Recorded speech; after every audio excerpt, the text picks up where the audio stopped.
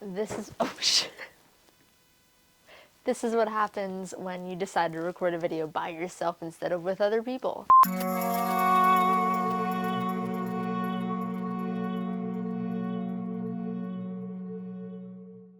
Hello and welcome to another episode of Queer Peer Reviews, a review queer media, good, bad, and ugly. I'm your host Jamie, and here at Queer Peer Reviews we review your favorite and not so favorite forms of queer media, ranging from TV shows, movies, video games, and even books. Today we're going to be reviewing the book Steph's Story, which is written by Rosiee Thor, and this story takes within the universe of the award-winning video game Life is Strange, and it follows the story of a fan favorite and also my favorite character, Steph Gingrich. While unfortunately I did not get an autographed copy of the book, I did get a autograph from the voice actress Katie Benz. She is awesome, and you could actually go online and listen to the audiobook version of Steph's Story, which is voiced by the original voice actress. But in my opinion, while I was reading it, I was able to perfectly picture Steph's voice in my head, so I think that's what made the book a little bit easier for me to read. While it is still an easy read, just knowing what Steph sounds like, the book, it just makes it come to life so much more. So the story takes place approximately 3 years after the destruction of Arcadia Bay, which kind of makes it seem like destroying Arcadia Bay and saving Chloe was canon, which in my head makes the most sense to me. That being said, the beginning of the book takes place approximately a year before Steph moves to Haven Springs. Haven Springs, for those of you who may not have already played the latest Life is Strange game, Life is Strange True Colors, is the town in which the game takes place. And there's also a DLC called Life is Strange Wavelengths, which basically tells us even more about Steph and her backstory. Within the DLC Wavelengths, we learn that Steph, before moving to Arcadia Bay, had a girlfriend named Izzy, and this also dives into before that relationship ends. So first of all, obviously, we have Steph Gingrich, our beloved lesbian character in Life is Strange.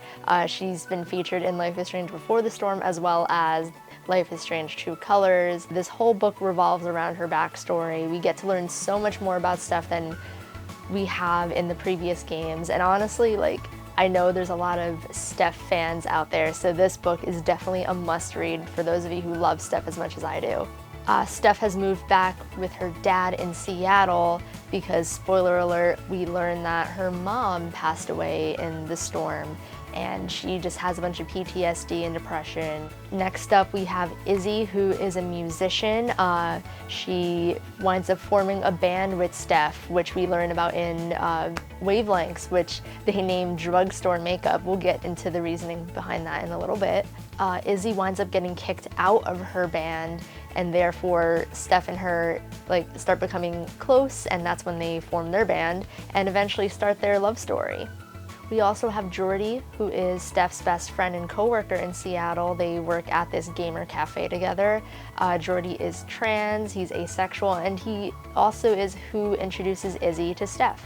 While we do have a very wide range of diverse characters in this novel, those three are I would say those are the three main characters, but if you pick up the book, you could totally learn more about just this wide range of characters, which I definitely give Rosiee Thor props because this is a very diverse novel. Like I said, this whole book revolves around Steph's backstory, kind of like an in-between of what happens Life is Strange Before the Storm when we last saw Steph, and the DLC Wavelength. So this is all in between everything that you may have been missing or wondering about Steph. After moving back in with her dad, Jordy winds up introducing Izzy to Steph, in which Izzy asks her, "So what kind of lesbian are you?" In which Steph responds, "The kind that likes girls."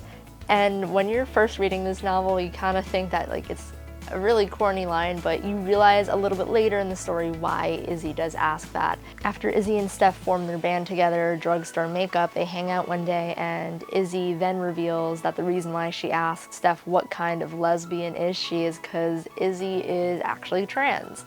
And Steph is super supportive of this. She doesn't really see the big deal as why would that change anything. So Izzy and Steph immediately hit it off. We also learned the reasoning behind the name Drugstore Makeup, because when I played Wavelengths, I'm that's a really weird name. It's because Izzy's super supportive father, when she came out as trans, bought her first makeup product, which was from a drugstore, hence the name Drugstore Makeup being a super meaningful name to her. At the beginning of their relationship, it's a classic case of two girls waiting for like the other to make the first move. Classic lesbian case. So it was really cute reading that first part of their relationship. The book really tackles the importance of togetherness in the queer community, along with PTSD, depression, and toxic relationships.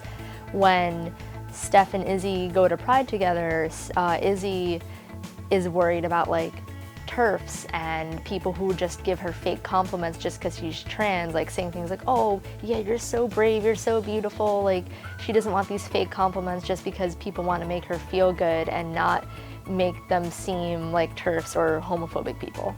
In the book, there's also a lot of callbacks to the video games, which I really love. Like whenever Steph would mention Rachel Amber, Mac Caulfield, or even Chloe Price, like it just like, it hit a warm spot in my heart because, you know, you grow up knowing all these characters and like now you're reading about them and like you're like, oh wow, like just putting all these pieces together is really satisfying to read. We learn that Steph has a lot of PTSD when it comes to like the storm because it destroyed her hometown and it killed her mother, and like Steph can't even go to the beach with Izzy without suddenly like just being overwhelmed with like all these memories. As the story progresses, you start to realize that maybe Steph and Izzy's relationship is a little toxic because Steph winds up saying I love you just because Izzy got upset that she didn't say it back. Even if she wasn't even ready to say it, she said it to make her feel happy. And Steph winds up quitting her job because they're not making enough money, so she quits her job to play full-time in the band with Izzy, which Jordy really doesn't like. And Jordy winds up eventually calling Steph out on like compromising everything just to make Izzy happy, when in fact like Steph is struggling with depression and abandonment issues. Fast forward in the book a little bit, in Life is Strange Wavelengths, we learned that Steph and Izzy wound up going on tour together, which now in time in the story they start to plan. We hear from Gabe because Gabe is such a big fan of Drugstore Makeup. He reaches out to Steph and is like, hey, you guys should totally come to Haven Springs and like perform for us because we love you guys here. Izzy, not so fond of that idea because nobody's ever heard of Haven Springs. It's just a small little town, and Izzy wants to go on tour to all these big cities. She really just wants to fix her relationship with her girlfriend, and she thinks that by going on tour, suddenly all their problems are going to get fixed. When Steph and Izzy finally arrive in Haven Springs, Gabe gives them a tour of the town while like Steph is in awe. Like Izzy's like, oh, I don't feel so good, can we hurry up, can we go, blah blah blah. So at the end of the book, when they finally perform at Haven Springs, it turns out Gabe is the only one who shows up because he is their biggest fan. Obviously Izzy's super pissed about nobody showing up to their gig and thinks it was a waste of time. Meanwhile, like Steph is like having the time of her life. Steph winds up wanting to stay in Haven Springs while Izzy thinks it's a shithole. So they fight, she leaves her behind, and Steph is now stranded in Haven Springs. Gabe takes her in, introduces her to Ryan, which we know from True Colors, and therefore just it's a really satisfying ending because throughout the book I was kind of like rooting against Izzy because I thought she just caused a lot of issues for Steph, but honestly it led her to this point in True Colors, and it was a great and easy read, honestly, for any Life is Strange fans, not even the ones that just like Steph. Just read it. It's a great way to learn more about like the Life is Strange universe, and it was just a very satisfying read.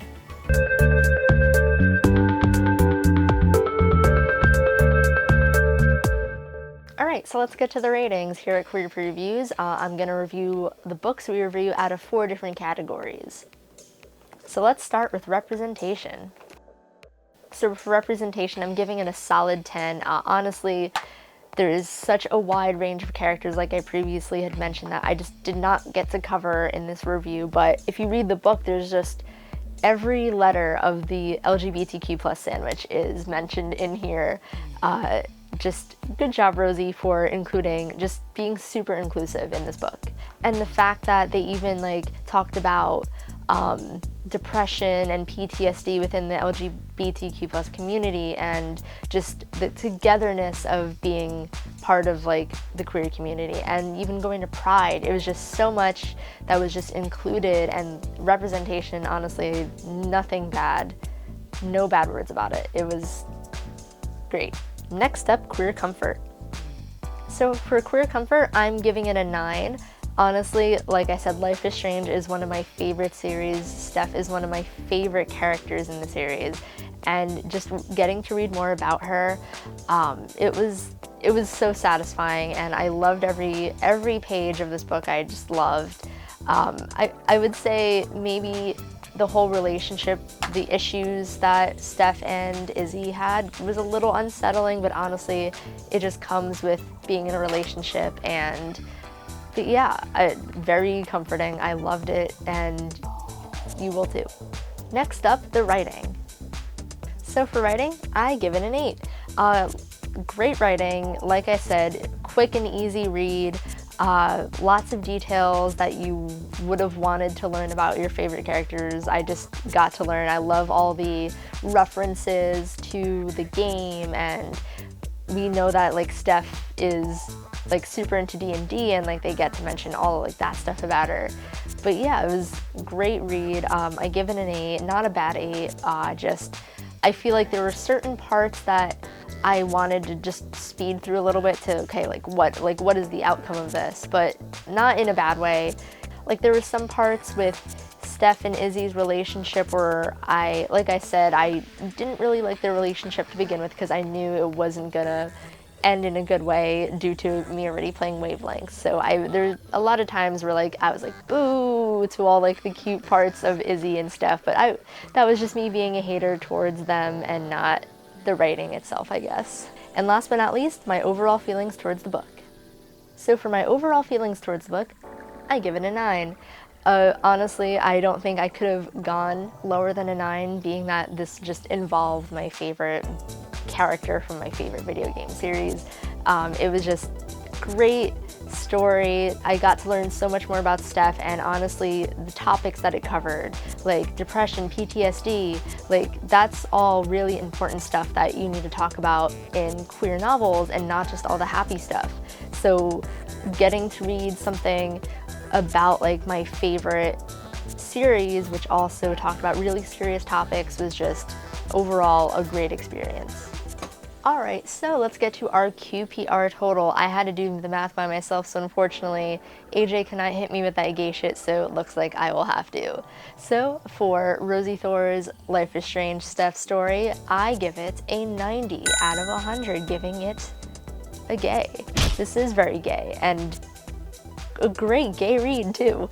But like I said numerous times throughout this video, if you love Life is Strange, or even if you haven't played Life is Strange and you just want to learn more about this amazing character that we've all grown to love, give Steph's story a read, and maybe it will get you into Life is Strange if you haven't already played it. What are you doing? Get out there, go play it. I hope you enjoyed today's episode. I had to film it in my room because I needed to get it out as soon as possible.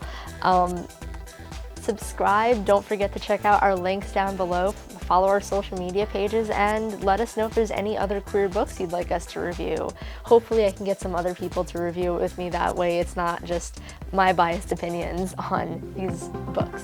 Thanks for watching.